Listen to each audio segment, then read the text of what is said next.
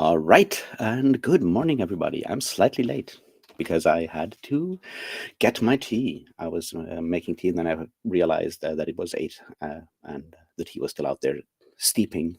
And with black tea, that's a bit of a problem because it turns into tar, and we all know that while tar is certainly helpful, and what with my current nautical issues, it's even more important. But we use tar to,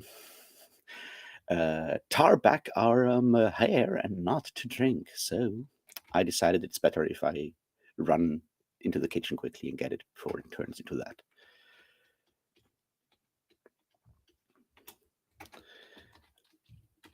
All right. I am apparently at least audible. Not sure if I'm visible, but who cares? And yeah, let's do the things that we always do these days, which is, drink tea and get stuff done. I seem to have a bunch of comments and stuff from yesterday's video that I need to reply to, so that's certainly going to happen during the first sprints. There's emails I need to look at that I got yesterday that I need to look at. Hopefully, I this time around it won't crash my browser. That would be helpful. And yeah, that's basically what happens. Also, today, Death of the Author by Nnedi Okorafor comes out, but I still have bits and pieces of The Pirates by George MacDonald Fraser to read, so it'll have to wait until after that.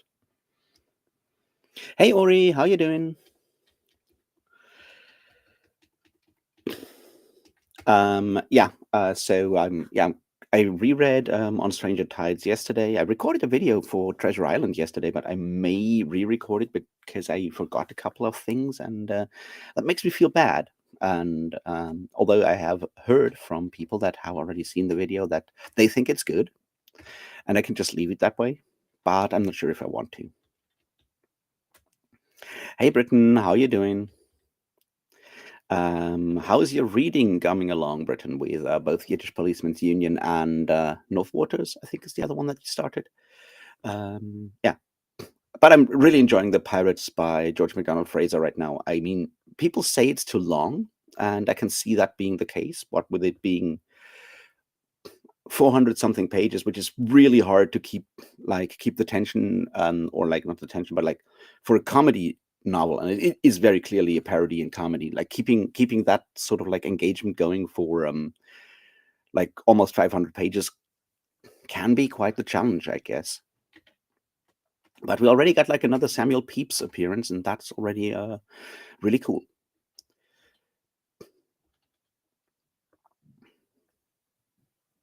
Um, I'm sorry to hear that, Britton. So yes, I hope today will be better for you. Good luck there. Yeah.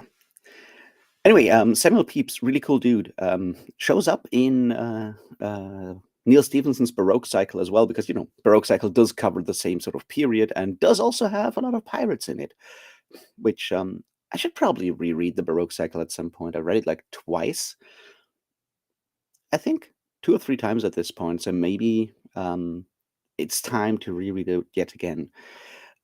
See which kind of bits and pieces stick in my brain this time around, because it covers an area and era that I have spent time reading up on due to university stuff, and that's always helpful.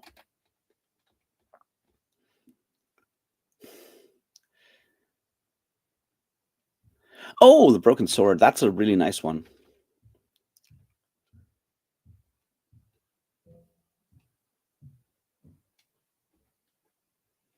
That sounds interesting, because see, there's some interesting elements to like to pirate stories and the way pirate stories are told when it comes to romance and sexuality, and how I read an essay on the depiction of pirates in like the early like pirate books, like the General History of the Pirates, and the Buccaneers of America, whatever it is called. That it's written by a Dutch surgeon who was part of the Buccaneer crews, and then came back to Amsterdam in like the very late 17th century. He's the one who got sued by Henry Morgan for calling him a pirate, which is just one of those really funny things. Um, and there's the way these images are changed, or were not changed, from edition to edition, and what they chose to show and how they depict pirates, and the element of objectification, both for men and women, because of course, in the general history of the pirates, you have Mary Read and Anne Bonny in it. The way they are depicted has always been sexualized in a lot of ways. So the intersection of pirates, piracy, and sexuality and romance is an interesting one, certainly. So having a game that maybe focuses more on the romance part could be interesting.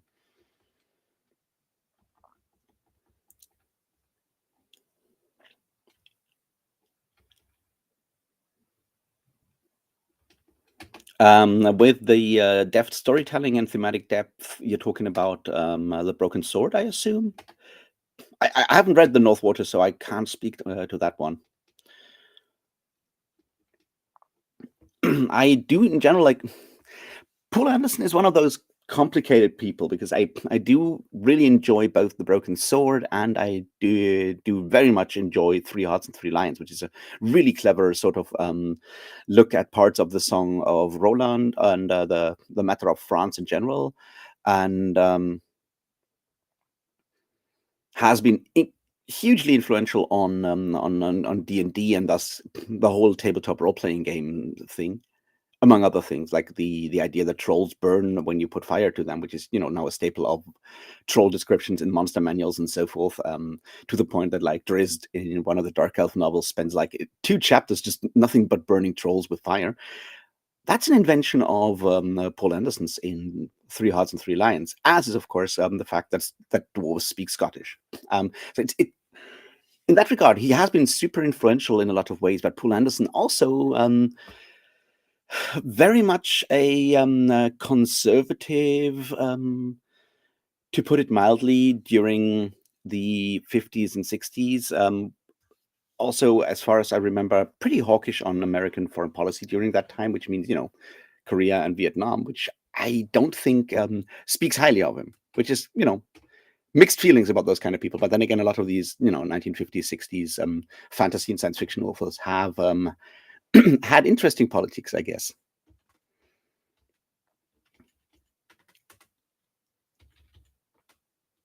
But yeah, the Broken Sword is really interesting because once again, like for a Norse myth inspired story, it has pretty nuanced sort of like characters, like even the bad guys and all of that stuff, right? There's an interesting level of nuance there, and it gets pretty fucking dark and brutal in cases as well. I understand why Michael Moorcock always holds this one up as another sort of like classic that could have been big instead of Lord of the Rings. And we don't need to relitigate the whole like epic poo thing again, but even if you don't agree with Michael Moorcock on like his evaluation of Lord of the Rings and Tolkien, I think his point that these are just also incredibly good books, this one and Gormenghast, that people should read and that have like literary merits that are at least equal to Lord of the Rings, I think is an important point. And the Broken Sword certainly has those kind of depths that have been forgotten by a lot of people, and Gormenghast even more so, but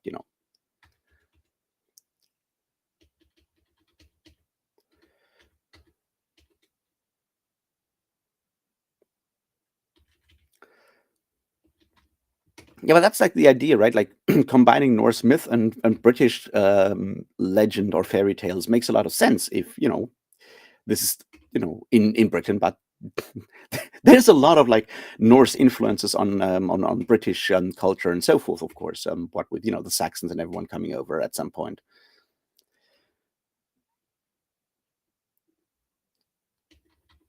Yeah, I agree. They're doing very different things, but they both sort of draw from Norse mythology and from British mythology and legends and tales. They're just using them in very different ways when they create their worlds. One of them obviously just like explicitly setting it in England in a way, basically, and the other one trying to replicate or use sort of the themes and the atmosphere of said mythology for their sort of like world building, which is what Tolkien does, right?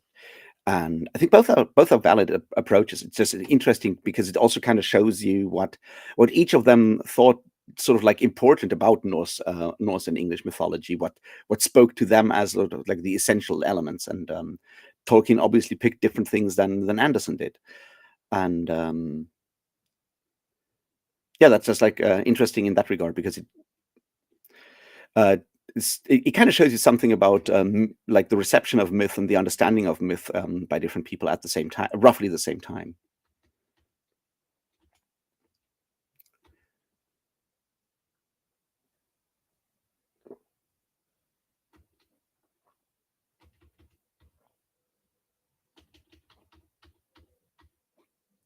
I mean, yeah, I could probably go more in depth, but one thing that I find interesting, a characterization isn't exactly big in, say, Lord of the Rings either. Um, it's generally not something a lot of authors focused heavily on in the sort of like fantastic in the 1950s and 60s, right? That's like the first part. The other part is if mythology and legends is sort of like your model or the thing that you're modeling your story after, those stories don't necessarily go deep into characterization either, because a lot of times your characters in mythology are archetypes in a lot of ways. And one of the things that are important about archetypes is that they're, not exactly nuanced characters, because that kind of ruins the whole idea of an archetype. So that's one thing I would put up there. Also, The Broken Sword is not exactly a long book, right? He doesn't actually have that much space. He crams a lot of stuff into those like 300 pages of whatever length it has.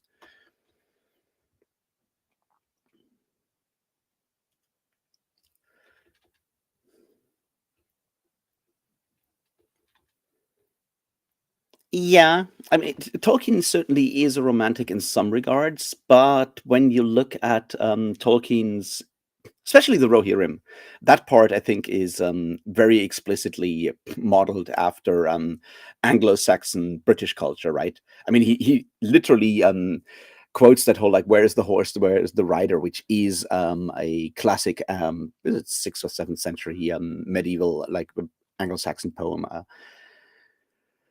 Liam wouldn't know which one it is by heart. I would have to look it up, but he does very much like the way he writes the Rohirrim, except for the horses, of course, which are his sort of addition to that. But like the rest of the Rohirrim culture is very clearly modeled after that, and probably a more accurate to what we know about that kind of culture than what Anderson does. But Anderson, I guess, gets more like what we think of when we think of Norse, right? It's everything is a bit more grimy, a bit more rough, a bit more yeah, grimy and rough, which I guess works well with how the image of like the so-called Dark Ages has been for a long time. But as yeah, I think they show different sort of approaches to that, and I wonder if part of that is also that Paul Anderson is American and Tolkien is British, and American ideas of Scandinavia and Europe and England even are obviously different. And while Tolkien definitely read Sword and Sorcery, we know that Tolkien enjoyed Conan the Barbarian stories. I mean, he said so. Paul Anderson grows up in that culture, in that writing approach of your pulp stories much more, and that definitely colors the way he tells stories and the way he writes stories, of course.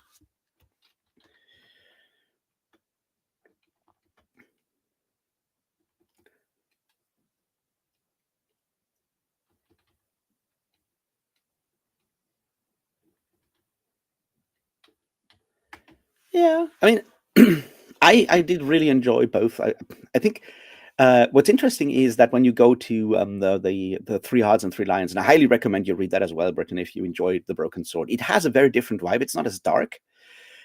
It is much more romantic or gets closer to that idea of like medieval romance in a lot of ways, with the main character Holger Dansk being modeled after that character from the Matter of France, and it has swan maidens that turn into swans, and it has witches, and it has that whole like fight against Saracens, or maybe not, and Morgan Le Fay shows up. It's more him playing with medieval romance in a lot of ways, and he's just as adept there, and it shifts in tone.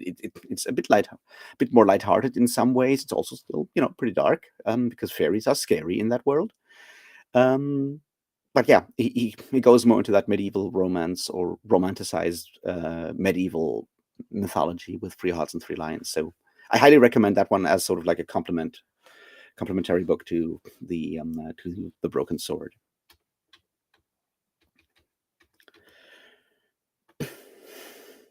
It did very much, like as I said, it impacted a lot of elements of Dungeons and Dragons. The troll thing very clearly. The dwarves having Scottish accents.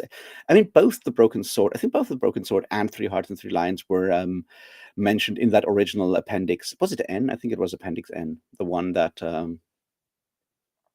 the old Game Master's Guide from Dungeons and Dragons had, like this list of books that inspired the authors, and that could be used to inspire players and game masters as well. And Three Hearts and Three Lions for sure was in there. The other one, I think so too, the Broken Sword, but I'm not quite sure. In general, that whole list is just a really good list of books to read if you want to see both where like Dungeons and Dragons comes from, but also just have like a good overview over like classic fantasy and science fantasy, whatever you want to call it, science fiction, from the 30s all the way to the 60s. Jack Vance is in there, of course. Fafhrd and Graham Mouser are in there. Conan is in there. So yeah, I mean, I think you can look just that appendix list up online. I mean, I'm sure I read it there somewhere. I mean, I also own like an old copy of said Game Master's book, but I think you can look it up somewhere. And they updated it for like 5th edition with like newer books, which I think is also nice. But yeah, that whole list is just like a really good thing. There used to be like project like blogs and possibly YouTubers who just read through that entire list and talked about each of those entries later on. And yeah, long before you got your 100 best fantasy books or anything of the sorts, you got like, this is what made us make D&D, and then through that language, I mean, if you assume that Dungeons and Dragons as a form of fantasy has created its own language and its own themes and tropes that have then seeped back into fantasy writing, because a lot of people that write fantasy nowadays grew up playing tabletop role-playing games, you can see how fantasy through that avenue has been how through that avenue certain other elements of the fantastic have stayed relevant to the fantastic, that at some point, for publication reasons, was heavily focusing on the more epic tradition from Tolkien, which Gary Gygax famously not a big fan of Lord of the Rings. Almost didn't include halflings in D&D, but I think like one of his players was a huge Lord of the Rings fan and wanted to play a halfling, and that's why we got halflings. But Gygax not a big fan, but also Gygax not a good guy in a lot of ways. Don't ever look up Gygax thoughts on eugenics and I don't even know which words he used. But Gygax, big racist, beyond what he had to, beyond just being a child of the 50s or 60s. Somewhat creepy, which kind of makes sense. But which is interesting when you look at his grandson, who's now like a right-wing dude, somewhat banking on his Gygax name, and it's like, yeah, runs in the family, doesn't it?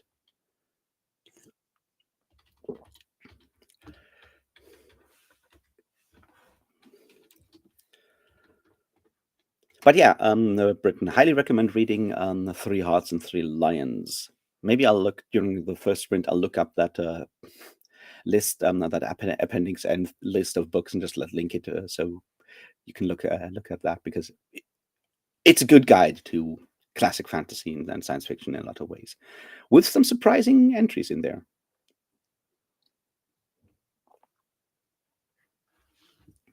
So yeah. Speaking of shall we slowly but surely move into the first sprint where I hopefully don't crash everything by opening Gmail again? I think that's a smart idea.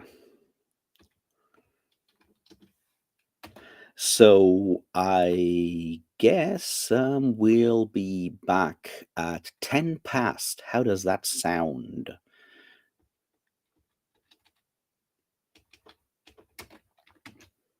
I think that's roughly it. So I'll be back at 10 past. Good luck with reading. Good luck with other productivity things you're doing.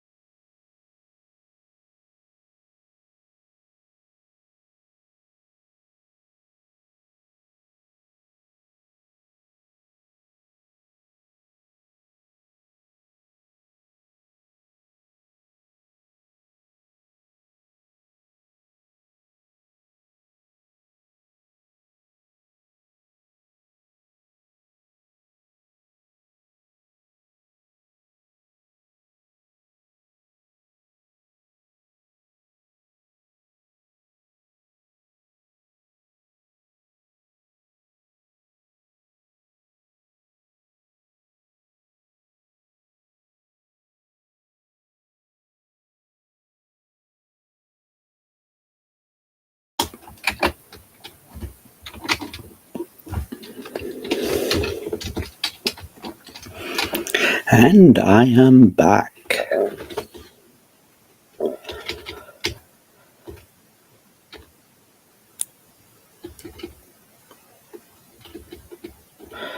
I did, in fact, do stuff.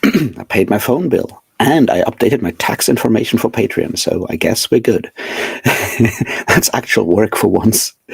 And I did do some research on the background for a band that friends of mine are planning to book for a concert. And what we usually do in those cases is do like a quick research if any of them have, troubling connections to, say, the right wing or, a past in homophobia or any of the other things, because some parts of the heavy metal scene, that is unfortunately something you need to pay attention to.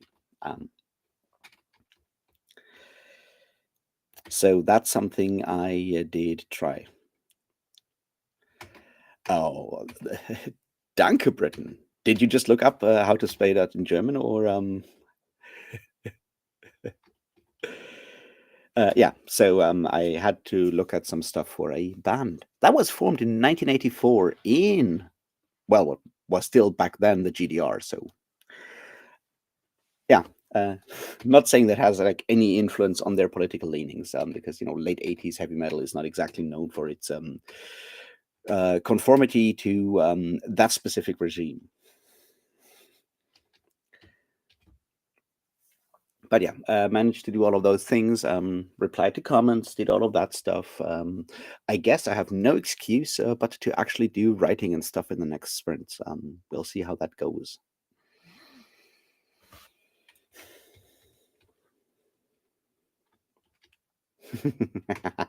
Well, I mean, you looked up correctly, so points for the internet, something that can't be trusted normally. So good there.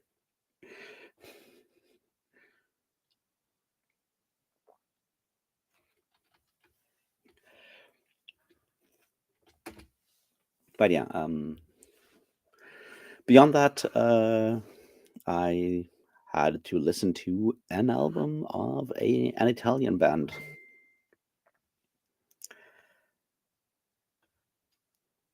To an Italian band that I'll have to go and interview, I guess, next Tuesday. So I guess I'd better get that stuff organized. If you go and they're playing as part of like a concert package, and the magazine I sometimes write for was like offered to do like face-to-face interviews, and I'm like, well, I kind of had plans to go to that concert anyway, so why not do that? And that's why I got the new album in advance to listen to, and that's sort of like what's playing in the background now, so I can get like a rough idea, and then obviously I'll do some more research, and then I'll go there next Tuesday and talk to them.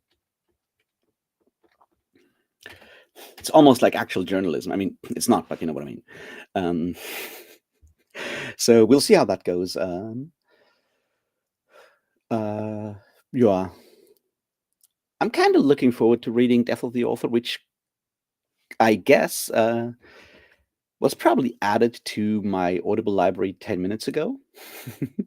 Because usually Audible pre-orders come up at 9 a.m. and I pre-ordered Death of the Author for the 14th. There's like a second edition coming out on the 16th. So I guess depending on which region you live in, you get it at different times, which is already annoying.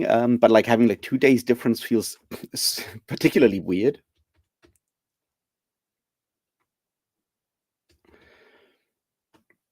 Yeah, learning languages is difficult. I think like probably like the easiest approach I feel is usually knowing someone who speaks that language and getting like actual language practice in.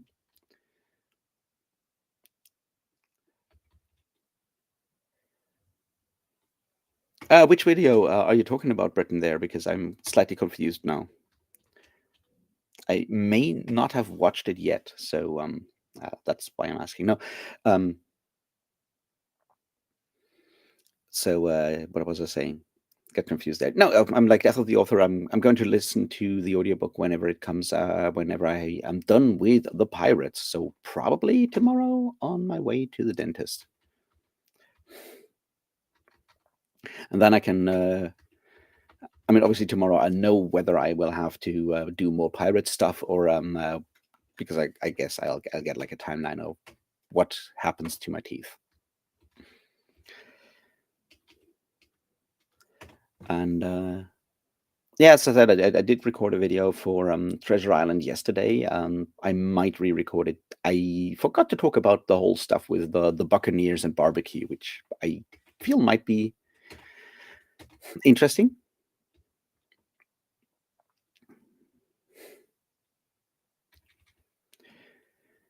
I mean, like English, I don't think English is that hard.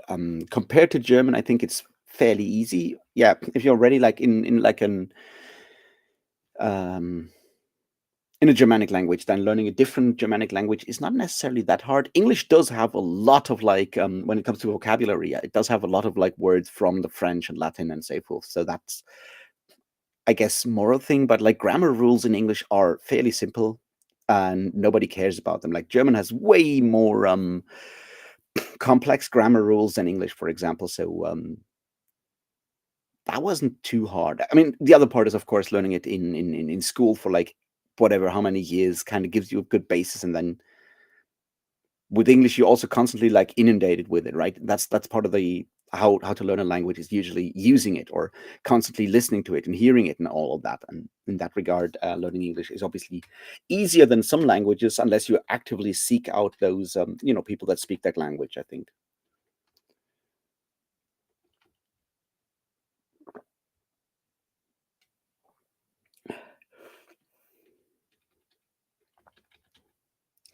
Oh, that one. I mean, I read that. I watched that video years, like last year, I think. Also, death of the author and separating art and artist are not the same thing. That's important. But like in this case, death of the author is a novel by Nnedi Okorafor that comes out today and is about a sci-fi author and stuff getting super meta, according to the back cover. So I guess it will play with all of these elements. But since I have never read anything any fiction by Nnedi Okorafor. I read some of her essays in like collections of writing on fantasy. I cannot say more. I will say more as soon as I've read it because I'm, excited about that one.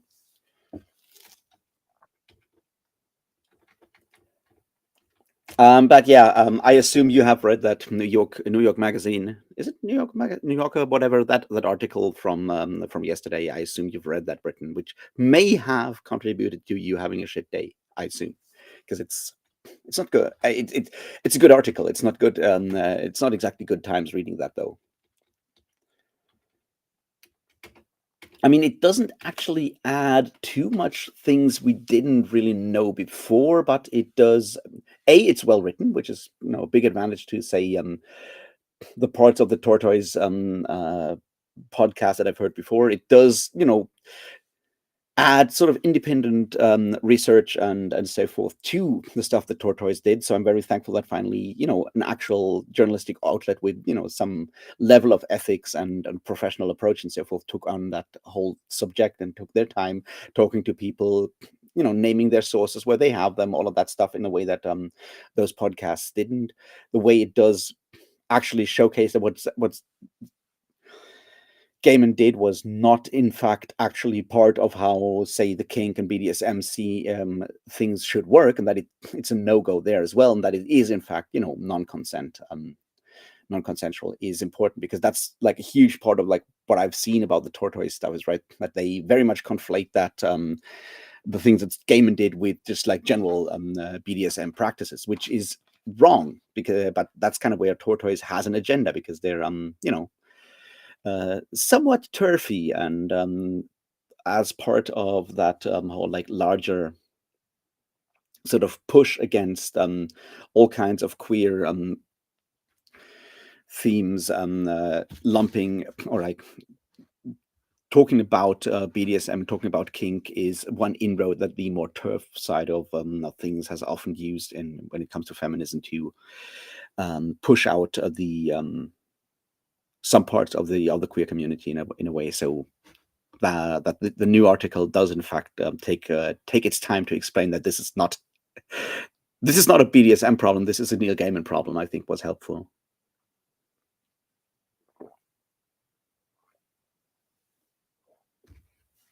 But yeah, getting the more graphic details about the accusations, I think, was also helpful, and giving us a bit more of a perspective on Amanda Palmer, I think, also helped. I have like no opinions on Amanda Palmer. I think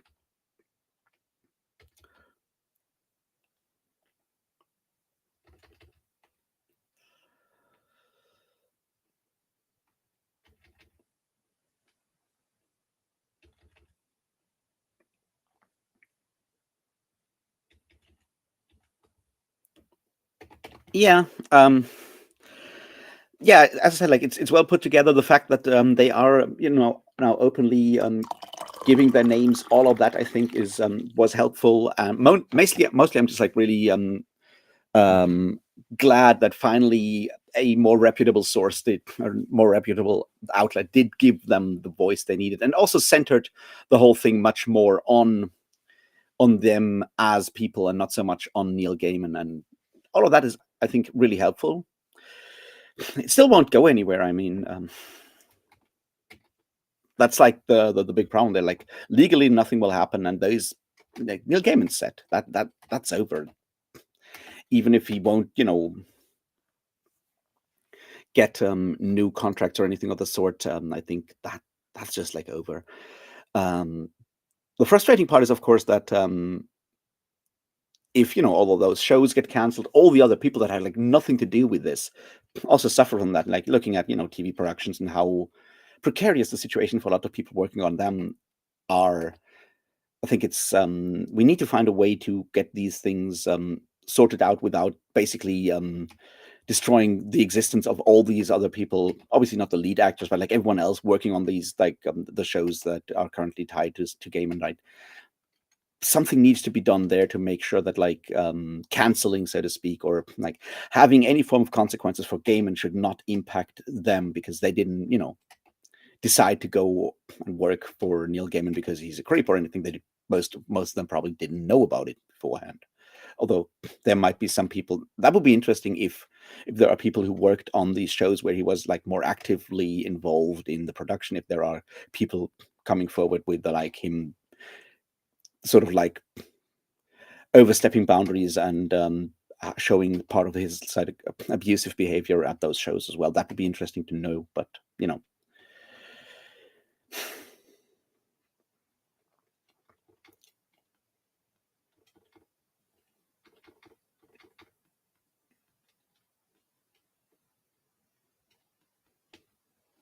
yeah, that's interesting, Ari. I was reading, it's like, when's the whole like suicide cover up thing coming on? It didn't.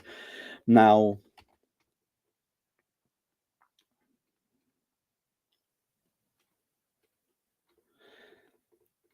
yeah, I mean, that's the point. Is like, if you have nothing new to say, Britain, then like making another video feels more like sort of like jumping on it to get views, and that would be the wrong approach. But yeah, I'd say like it does look at the Scientology stuff for a while, and I think that's that's certainly one part that needs to be looked at. The fact that Amanda Palmer apparently tried to get Gaiman to undergo like serious, like actual sort of psychiatric treatment and so forth, I think was an interesting thing to learn. Like getting more of Amanda Palmer's perspective, I think helps. Now, as I have like no like larger views on Amanda Palmer, so I don't know. I know she's certainly a controversial figure for a lot of people already and has been for a while. So I think the way she's treated is certainly harsh from what I've seen since yesterday, and that is definitely deserved in some regards. Um, I think it's interesting to see how these stories are now spun and how it's with like a couple like Palmer and Gaiman. While this should be mostly about Gaiman, it is also always also about Amanda Palmer in a lot of ways. And she was certainly incredibly naive and reckless in a lot of ways, but on the other hand, that has always been like her personality even beforehand. So yeah, I know what to say about that. To do about that. It's just like it's fucked up is, I guess, the main thing.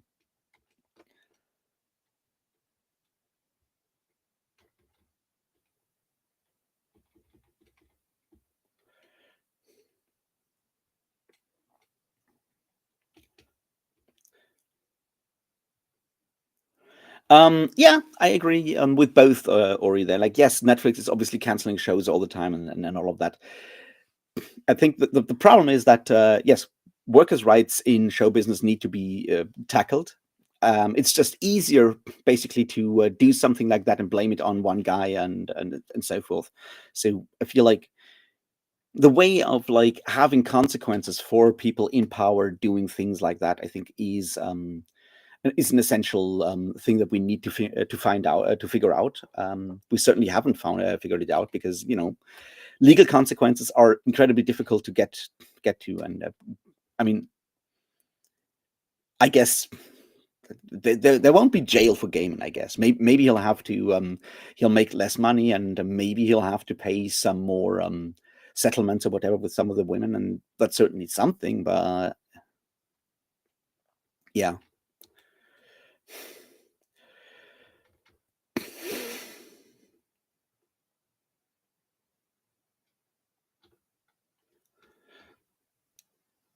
Yeah. Yeah, I mean, parasociality is also like one of those things that we need to figure out, and are still sort of in sort of like the process of figuring it out, especially because social media has certainly changed parasocial dynamics in that it is no longer just watching people on TV, but especially with like content creators and both Gaiman and Palmer being very active on social media, sort of like are part of that in that regard, that there is at least a limited sort of like interaction. It's not just me watching dudes on the screen and imagining conversations with them. It's like there's a chance that they might reply to me on Twitter or whatever, and that does it change the dynamic of parasocial relationships, but it also does still in some regard, it does actually enhance the problems, I think, and then they exaggerate the amplify the problems, and that's certainly something we need to look at more.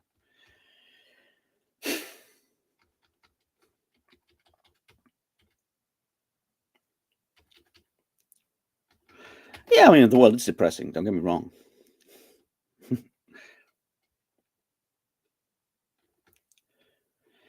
I mean, the question is always like how much people know, how people interact with that, what they know in because I feel like a lot of times in these kind of scenes, and it's like the general like entertainment culture, whatever you want to call it, oftentimes there is this like we kind of know, but no one knows enough to actually do something about it, like actively accuse someone. No one has actual proof. We kind of hear stuff like through rumors, gossip, and whatnot, which leads to the usual like, hey, maybe like sort of like telling new people if you meet them, it's like, hey, make sure you never stay in one alone in a room with that guy, and that is sort of like some measure of like protecting people, or maybe something like that.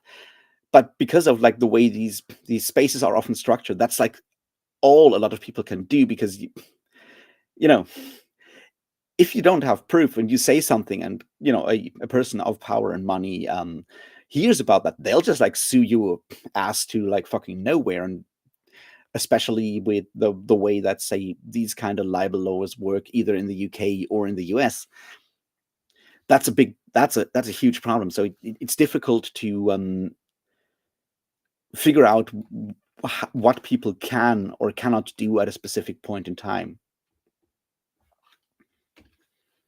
And that's obviously always also very much like an individual issue.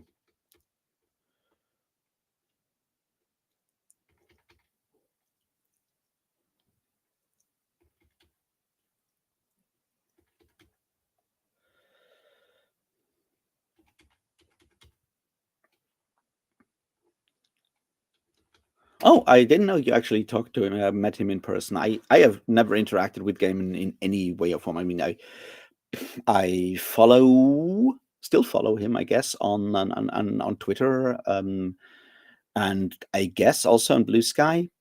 I might change that at this point, but he doesn't actually. I mean, he's gone completely quiet. So at this point, but yeah, that's all I did. I never like talked to him in any capacity, so I don't know how he interacted with fans ever.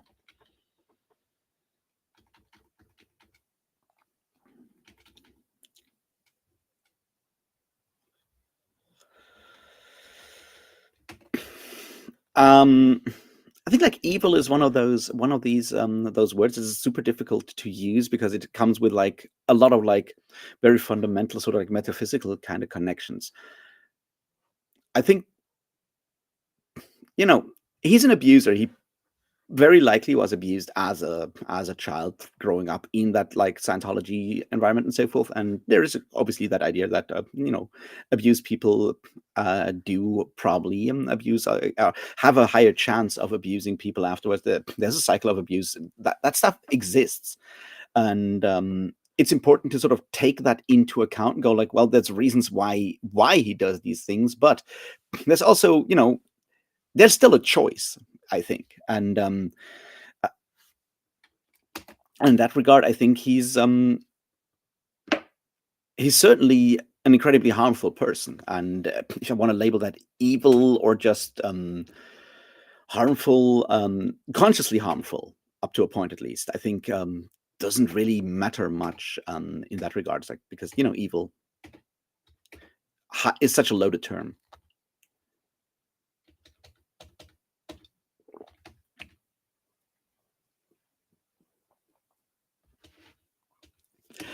There is this interesting thing that I personally I've come to, again and again with now with reading the Power Broker. I think it's a really good thing that Robert Caro has said like a bunch of times. It's like probably one of his more famous quotes. And he talks about it in the Power Broker. He mentions it in the Power Broker with Robert Moses. Like everyone says like power corrupts. He goes, no, power reveals, because these things are part of our personality, and if people have power, those things that have always been there, well, they get the chance to actually do them. And that's something I would say obviously applies to someone like Gaiman as well. It's like, would Gaiman have always been a potentially harmful person? Yes, but he was also put into a place where he could actually cause much more harm than say I could have caused or could cause if I had the same sort of tendencies. If I were Neil Gaiman when it comes to like his sexual abuse stuff, if I were that kind of person, right, I would not have the power and the opportunity to cause this much harm. And I think that's an important element, which is where the whole like hero kind of thing comes in. It's like we need to be careful about people in power having the opportunity to cause much more harm than one dude sitting in a room.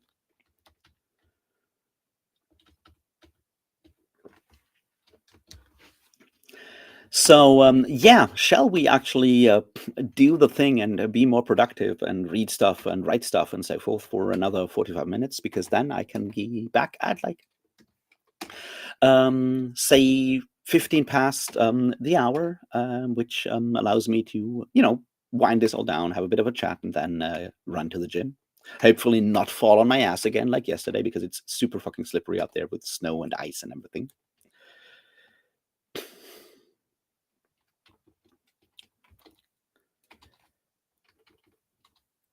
I think that sounds like a reasonable idea. So I'll be back somewhere around quarter past ish.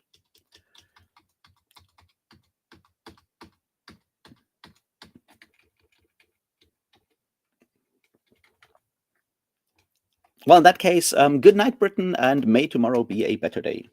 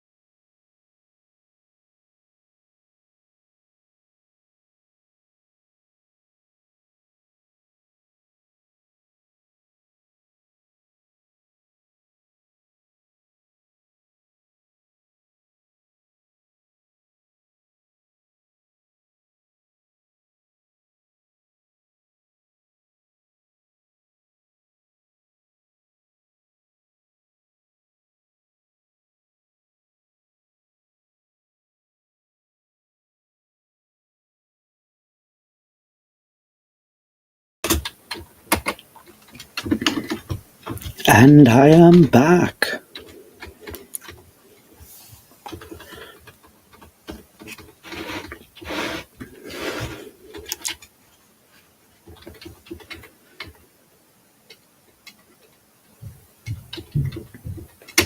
I assume you've gone to bed, Britain, but yeah, I totally get it. It is highly frustrating, especially if it's an author that you really appreciate. Like my connections to gaming were never that strong, so I could kind of survive that with just being annoyed at the guy.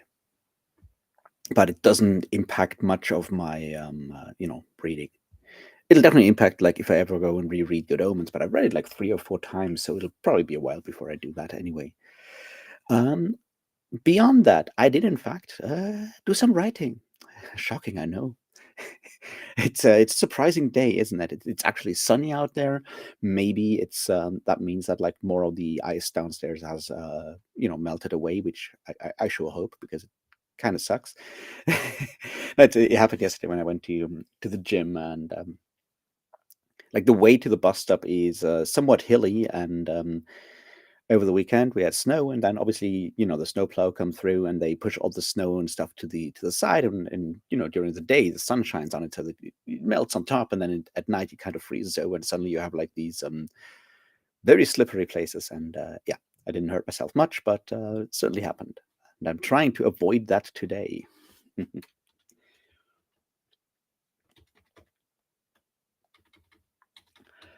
And yes, Death of the Author appeared in my Audible library, and I have downloaded it, but I will have to finish that Pirates book by George MacDonald Fraser first, which is really funny.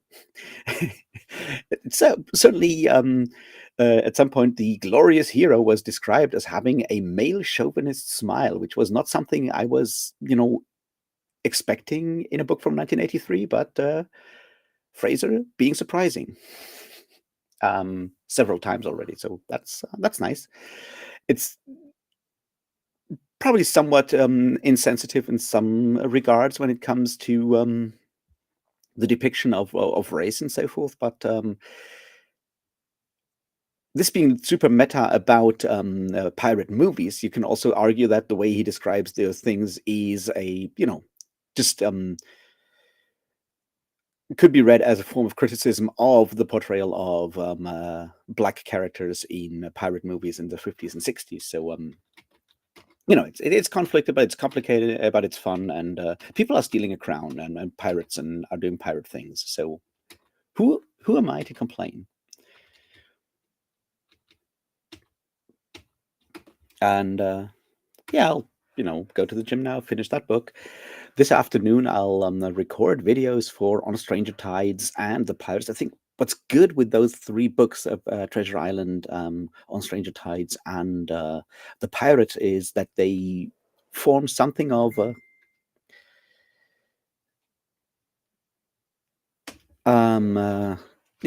form an interesting triangle of a pirate fiction that we have today, with one very explicitly being metafictional about the depiction of pirates in media, and the other one, that being The Pirates, obviously, and On Stranger Tides being more meta-historical, postmodernist in that regard. Like Tim Powers is always mixing all kinds of historical details and playing with it in that more restrained form. So it's metafictional and not meta media. Medial, is that a word? In that regard, but both obviously heavily relying on the image of pirates that has been brought to us by Treasure Island. So there's a symmetry there, is what I'm saying. And that's the goal for this afternoon, which also means that when I'm coming back from the gym, I need to go to the store and buy some brown sugar, because if I want to make grog, I need more sugar. And I don't plan on drinking pure rum just for the method acting for a video on Treasure Island. That's not what I'm going to do. Hopefully. Especially since I have to do, 3 videos, and that will definitely, impact the results of the 3rd video.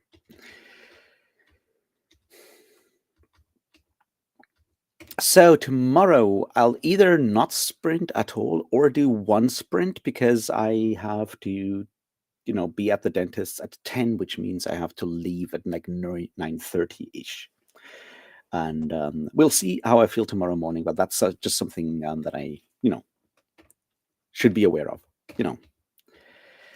And yeah, with all of that said, I'm going to go to the gym now. Thanks for hanging out, Ori. Uh, I guess we'll just talk somewhere on Discord or whatever later. Everyone else also, thanks for hanging out. I do appreciate that. And yeah, I guess I'll see you either in a video today or tomorrow or latest on Thursday for like a full sprint.